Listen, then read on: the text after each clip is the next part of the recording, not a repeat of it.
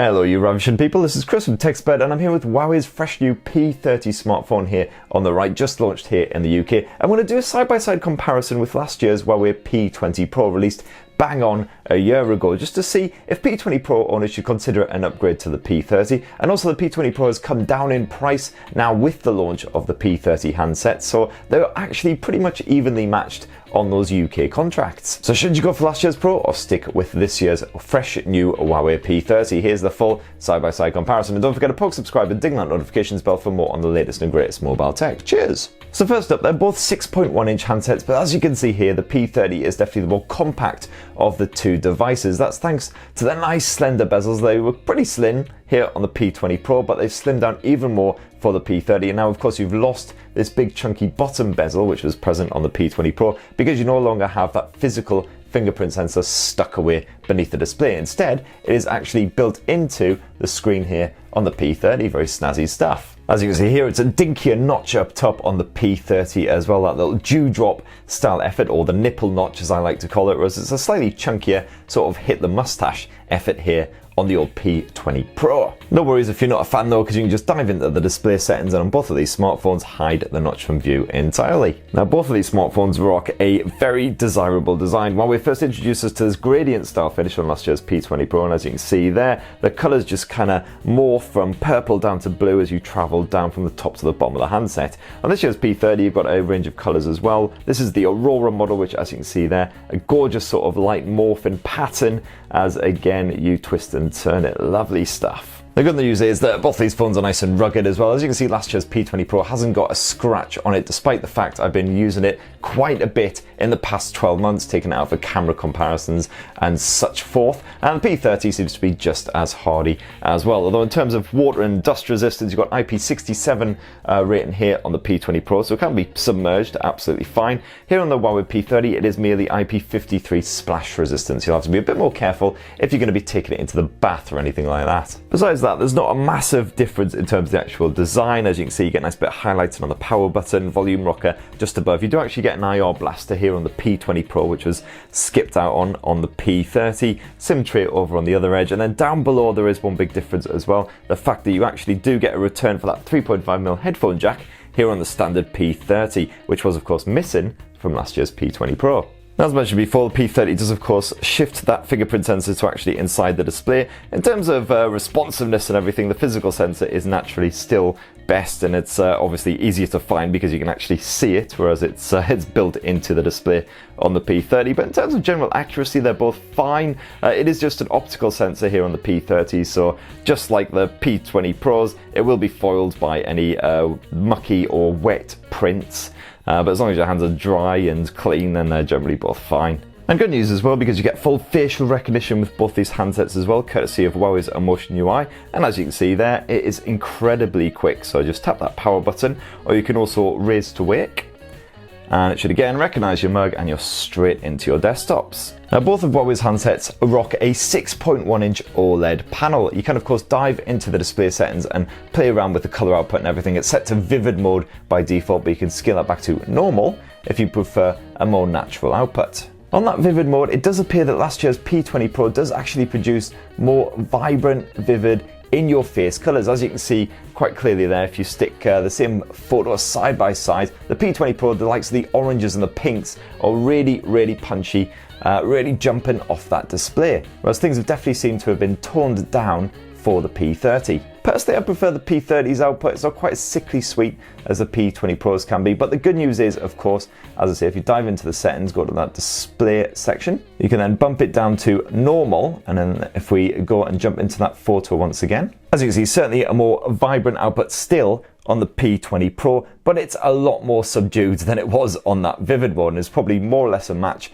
for the P30. If we bump that up to the vivid mode, there you go, the output is now a lot closer in terms of that vibrancy. It's a full HD plus resolution panel on both of these handsets, and the P30 and the P20 Pro both support HDR output as well. So if you do want to jump into a bit of Netflix, you can get some nice strong contrast, some nice deep blacks. As you can see, you get nice natural looking tones on both of these smartphones, nice crisp visuals as well, so no matter your choice, it'll be absolutely great for your bit of Netflix action, if you just kick it back with some YouTube, something like that. As for the speaker output, you actually get a stereo speaker setup here on the older P20 Pro, whereas that's been reduced to a mono output on the bottom speaker here on the new P30. Let's just quickly test it. The big headline grabber on Huawei's new P30 Pro flagship phone is of course that quad lens camera tech, complete with its 10 times loss. The big headline grabber on Huawei's new P30 Pro flagship phone is of course that quad lens camera tech, complete with its 10 times lossless zoom. So as you can see there, the P30 is pretty much a match for the P20 Pro in terms of the volume of the sound on that maximum setting and the actual quality as well, despite lacking that stereo setup. And of course it does have the bonus of that 3.5mm headphone jack, which is lovely stuff. And let's quickly touch on the software on both these smartphones as well. Unfortunately, last year's P20 Pro is still languishing a little bit. As you can see here, it's still stuck on Android version 8.1 and EMUI version 8.1 as well. It hasn't quite caught up with the fresh new Huawei handsets, which are on Android Pie and EMUI version 9.1. This is one of our bugbears with Huawei's handsets. It's usually pretty good with updates up until there's a new version of Android and EMUI, and then they just kind of sit there on the old version for quite some time. Not really sure why this level of support hasn't been afforded to it, because it is only 1 year old. Thankfully, EMUI 9 hasn't exactly added any absolutely killer, essential new features. You've got the same great stuff here on the P20 Pro, including that excellent facial recognition. Diving into smart assistance, thankfully you've got the one-handed UI mode, so you can just do a quick swipey swipe, and that really helps out with your one-handed use. You've obviously got the likes of the good old knuckle mode in order to get into your split screen, a bit of 2 apps at once action. For EMUI 9, there's a few front-facing features that you get here in EMUI 9 compared with the old handset.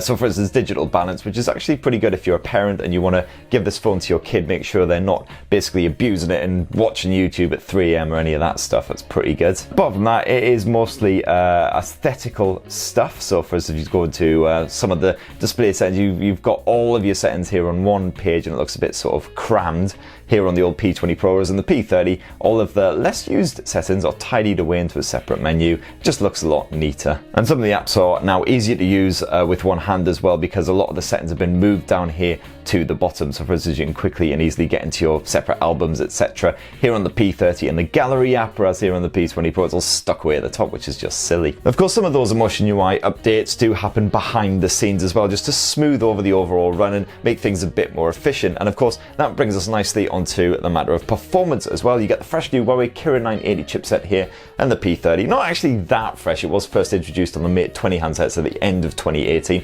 but still does the job nicely. Whereas here on the older P20 Pro, it is the very old now Kirin 970 chipset, well over a year old. So you will see the odd stutter and stammer here. They're both generally fine for loading up apps. They're generally sort of happen at about the same sort of time. You're not going to be hanging around or anything, but you will notice the P30, oh my god, why is that so loud? You will notice the P30 is definitely the nippier of the two, and that'll be a combination of the hardware and the software. If you're a bit of a benchmark enthusiast, it's no surprise of course that the P30 absolutely trances the older P20 Pro on those benchmarking scores. And you see both single core and multi-core considerably better. That said, if you want to play a bit of PUBG Mobile or one of those other latest and greatest popular games, then that is perfectly possible, obviously on the old P20 Pro as well as the new P30. Of course, Huawei's GPU Turbo feature is in play on both of these handsets, so some of the more popular games like PUBG Mobile are supported with that, and it just helps to keep a consistently tight frame rate when you're getting involved in some of these more intensive games. You can of course bump up to HDR levels, keep it at that high frame rate, and you do get some good performance on both. So as you can see, charging across the landscape, nice smooth frame rate and good crisp detail levels as well. So you certainly see any sneaky little gits who are creeping up on you to shoot you in the arse. Only time you ever tend to see a stutter is if you're in a vehicle bombing it really fast across the level. But apart from that, all absolutely fine. Now the P30 may be superior for the performance, but the P20 Pro still beats it on the battery tech. It's got a larger 4000 milliamp cell compared with the 3650 found here on the P30, but they do both support the same level of Huawei's supercharge at 22.5 watts, so sort of relatively nippy for power and backup. And of course, you dive on into the battery section of the settings. You've got the usual power saving modes, ultra power saving modes, all of that shenanigans as well. Neither of these smartphones sadly support wireless charging. You'll have to jump up to the P30 Pro model for that one. On a storage tip, you get 128 gigs as standard on both these smartphones, which should do most people absolutely fine. If you are shooting a lot of 4K video or carrying around huge amounts of Netflix files or something, then you can at least boost the P30 with Huawei's own proprietary memory cards if you like. And so on to the best feature of any recent Huawei flagship phone, and that is the camera tech. Now you get a tri-lens setup on both the P20 Pro and the P30, but it is a very different selection of hardware. So the primary lens is a 40 megapixel in both cases, but here on the P30 it's actually the new Super Spectrum tech, basically increased light sensitivity, so slightly better in those low light situations. And both of those are an f1.8 aperture and there's no optical image stabilization involved. Moving on to the secondary lens, it's just a 20 megapixel monochrome lens here on the P20 Pro, that's f1.6. Here on the P30, that's been updated to a 16 megapixel ultra wide angle lens. That just gives you a very different viewpoint, and that is f2.2. And then moving on to the final lens, the third lens, it's a telephoto shooter on both of these handsets. It's an 8 megapixel f8. It's got built-in optical image stabilization, and that just affords you a 3 times optical zoom, as we'll see in a sec. Now boot up that camera app, and there are a few little subtle changes here on the P30 compared with the P20 Pro. You do get most of the same modes though, as you'll see if you sort of flick about, go into the more section.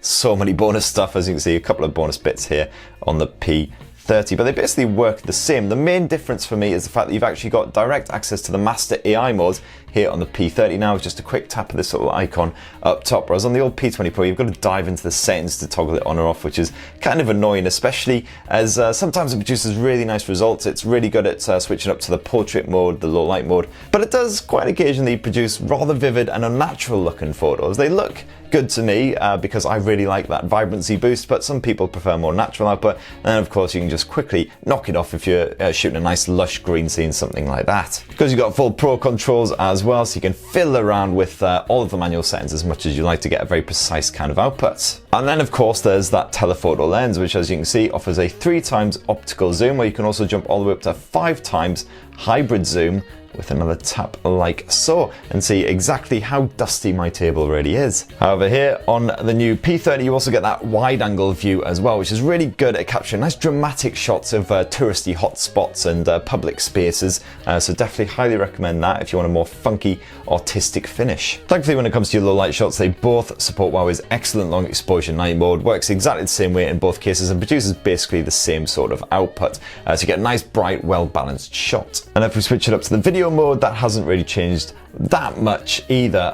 Basically you've still got a 4K resolution shooting at 30 frames per second or 60 FPS if you want to bump down to that full HD level. The image stabilization has thankfully improved here on the P30 compared with the older P20 Pro. It's quite jittery, especially that 4K level, not particularly pretty at all, whereas on the P30 it's a lot smoother at Ultra HD. If we swap around to the front facing cameras as well, you get a 24 megapixel shooter here on the P20 Pro, and that's been updated to a 32 megapixel here on the new P30. They're both f2.0 aperture, and they both support the portrait mode as well, despite the lack of a depth sensor, and it works really, really well. The edge detection is great. Get a nice crisp shot of yourself and a nice bokeh style blurry background effects. And that right there, for all who are curious, is how the new P30 stacks up against last year's P20 Pro. Now, personally, I'd be more swayed by the P30 if I was going to grab a handset now in 2019, purely because of that boosted performance. It means it's going to be smoother and more satisfying for the long haul, especially if you're going to have it for a good 2-3 years. And of course, the software as well, the fact that you're still languishing on last year's software here on the P20 Pro is a real shame. That said, the P20 Pro is still a fantastic handset. If you are rocking the P20 Pro at the moment,